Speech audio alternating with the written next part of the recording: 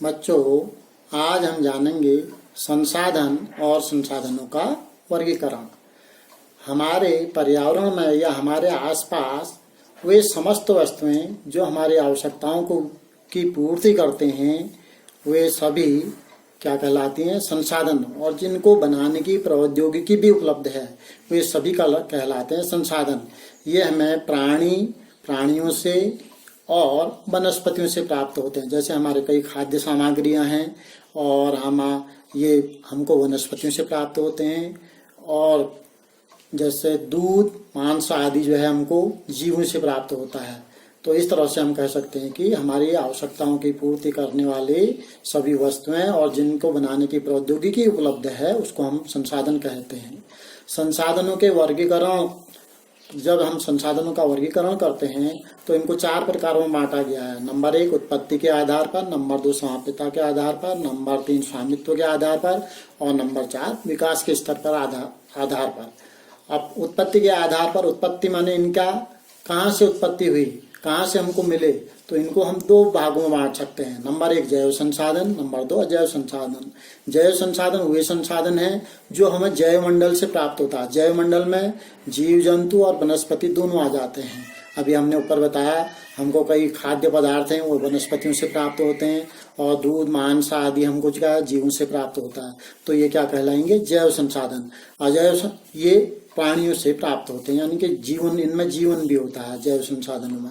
अजैव संसाधन ये निर्जीव होते हैं, इनमें जीवन नहीं होता है, जैसे धातुएं और चट्टानें। तो ये इस प्रकार के संसाधन, धातुओं से बनी वस्तुएं और चट्टानों से हमको पत्थर, मिट्टी आदि कई प्रकार की चीजें मिलती हैं, ये सब अजैव संसाधन के रूप में जानी जाएंगी। नंबर 2 समाप्यता के आधार पर संसाधनों की बात करते हैं। समाप्यता का मतलब है कि ये संसाधन हमारे कब तक हमारे काम आ सकते हैं, कब तक चलेंगे, तो इनको भी 2 भागों में बांट सकते हैं। नंबर 1 नवीकरण योग्य संसाधन, नंबर 2 अनवीकरण योग्य संसाधन। और नवीकरण योग्य संसाधन किन्हें कहेंगे हम? जिन संसाधनों को भौतिक, रासायनिक और यांत्रिक क्रियाओं द्वारा पुनः उत्पन्न किया जा सकता है या पुनः बनाया जा सकता है, और इनका हम बार बार प्रयोग कर सकते हैं, तो ऐसे संसाधनों को हम क्या कहेंगे? नवीकरण योग्य संसाधन कहेंगे। जैसे सौर ऊर्जा, पवन ऊर्जा, जल आदि। जब तक सूरज का प्रकाश रहेगा, हवा रहेगी, जल रहेगा, तब तक हम इनसे ऊर्जा प्राप्त कर सकते हैं। तो ये नवीकरण योग्य संसाधन है। दूसरा अनवीकरण योग्य संसाधन। इस प्रकार के संसाधनों को बनने में लाखों करोड़ों साल लग जाते हैं, और ये हमारी पृथ्वी में सीमित मात्रा में भी उपलब्ध है, जैसे डीजल, पेट्रोल, कोयला, धातुएं आदि। तो इस प्रकार के संसाधनों को हम अनवीकरण योग्य संसाधन कहते हैं। इसमें भी सक्रिय और अचक्रिय 2 प्रकार के संसाधन है। चक्रीय संसाधन जैसे धातुओं का प्रयोग हम पुनः कर सकते हैं, तो ये चक्रीय संसाधन के रूप में जाना जाएगा। अगर हम पेट्रोल की बात करें, डीजल, कोयले की बात करें, तो इनको हम जब एक बार प्रयोग करते हैं तो ये समाप्त हो जाते हैं, फिर इनको हम प्रयोग नहीं कर सकते हैं, तो ये अचक्रीय संसाधन कहलाए जाएंगे। तीसरा है स्वामित्व। स्वामित्व का मतलब होता है, यहाँ पर स्वामित्व का मतलब मालिक या स्वामी, उसके आधार पर। तो इसमें 4 प्रकार हैं: व्यक्तिगत संसाधन, सामुदायिक संसाधन, राष्ट्रीय संसाधन, अंतर्राष्ट्रीय संसाधन। व्यक्तिगत संसाधनों की बात करते हैं तो ये इस प्रकार के संसाधन है जिसमें किसी व्यक्ति का अपना निजी स्वामित्व होता है या किसी वस्तु का वो मालिक होता है, जैसे घर, जमीन या अन्य प्रकार की जायदाद जिसमें व्यक्ति का अपना मालिकाना हक होता है। तो इस प्रकार के संसाधनों को हम क्या कहेंगे? व्यक्तिगत संसाधन। जैसे सरकार द्वारा किसानों को भूमि आवंटित की गई है, लेकिन किसान उसका क्या दे रहा, उसमें लगान दे रहा, तो वो भी क्या कहलाई जाएगी? उसकी व्यक्तिगत संसाधन में आ जाएगी। दूसरा सामुदायिक स्वामित्व वाले संसाधन। सामुदायिक संसाधन वे संसाधन कहलाएंगे। सामुदायिक का अर्थ यहाँ पर है समूह, जिन संसाधनों का उपयोग पूरा समूह करता है। तो ये इस प्रकार के संसाधन है जिसमें समुदाय के सभी सदस्यों को उपलब्ध होती है, या समुदाय के सभी सदस्यों का उसमें स्वामित्व होता है। जैसे ग्रामीण क्षेत्रों में कहें चारागाह कहें, पार्क या शमशान घाट कहें, या आपका तालाब कहें, और शहरी क्षेत्रों में आ जाए तो पार्क हैं, खेल मैदान है, पिकनिक स्थल आदि हैं। ये सब सामुदायिक स्वामित्व वाले संसाधन कहे जाते हैं। और इसका अगला है राष्ट्रीय संसाधन।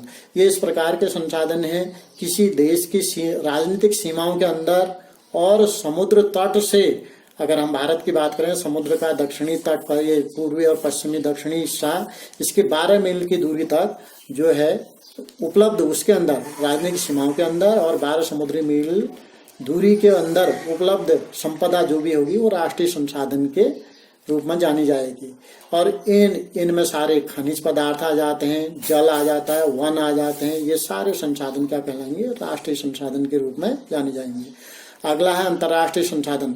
अंतर्राष्ट्रीय संसाधन वे संसाधन हैं जिन पर किसी देश का व्यक्तिगत अधिकार नहीं है, किसी भी देश का अपना अधिकार नहीं है, उसका स्वामी नहीं है, बल्कि उन संसाधनों का प्रयोग हम उनके प्रयोग के लिए अंतर्राष्ट्रीय संस्थाएं बनी हैं। उन अंतर्राष्ट्रीय संस्थाओं की सहमति के बाद या अनुमति के बाद ही कोई देश उन संपदाओं का उपयोग कर सकता है।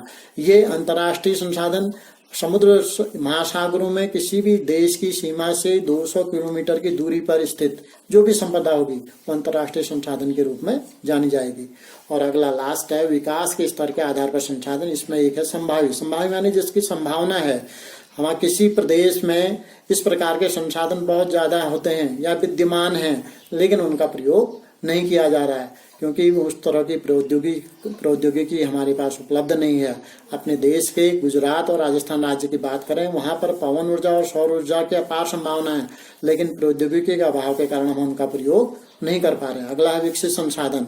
विकसित संसाधन वे संसाधन हैं जिनका सर्वेक्षण किया जा चुका है, पता लगाया जा चुका है और जिनकी गुणवत्ता उपयोग की गुणवत्ता और मात्रा निर्धारित की जा चुकी है।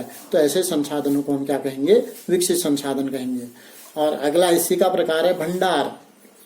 भंडार में वे संसाधन सभी जो हमारी आवश्यकताओं की पूर्ति करते हैं, लेकिन प्रौद्योगिकी या तकनीकी अभाव के कारण हमारी पहुंच से अभी भी क्या है, बाहर हैं। जैसे हम जानते हैं जल ऑक्सीजन और हाइड्रोजन के यौगिक से बनता है और ये ऊर्जा के अपार भंडार है, इनमें ऊर्जा का अपार भंडार, लेकिन प्रौद्योगिकी के अभाव के कारण आज भी हम हमारी पहुंच से क्या है, बाहर हैं।